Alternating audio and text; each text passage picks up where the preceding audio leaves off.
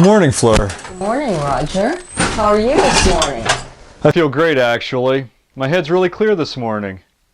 Well, that's good. What can I do to help? Well, if you don't mind setting the table. Sure.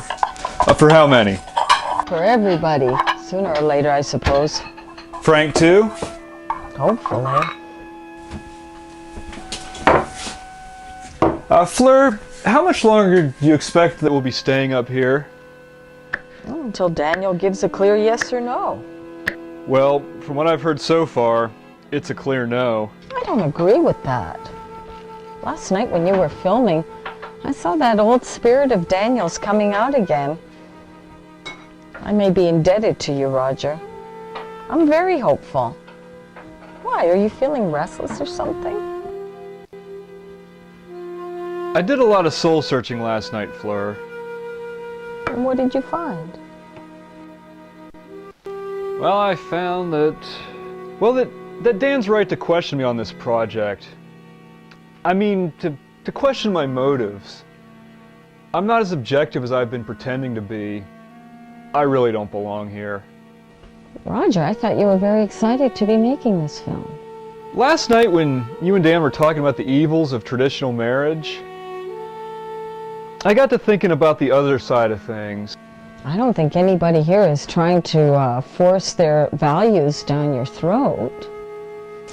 No, I know, and I would like to continue my project. But the problem has become, for me, that I'm afraid that I would slant this project in ways that would be unacceptable to you. Keep talking. I'd have to show that the Oneida communitarians failed, not because they were ahead of their time like you all seem to think, but because they were not in the truth. Not in the truth. For example, this business of the select elders initiating the young girls sexually, I'd have to show that as a complete fraud. Dee is a child of such a union. And the last time I looked, Roger, you were not regarding her as a fraud. I do now. Since when? Since I saw Dee kissing Frank last night while we were filming. I thought he was with you. Frank was with me. And in some ways he still is. People don't own human beings, Roger. All this Oneida stuff's starting to sound like something on afternoon talk drama, except that no one's discussing about it except for me.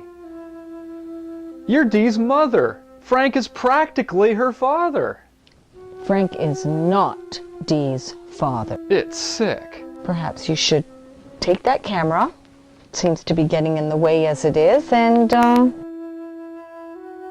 you should leave. Oh, if you say so. What do you mean, if I say so?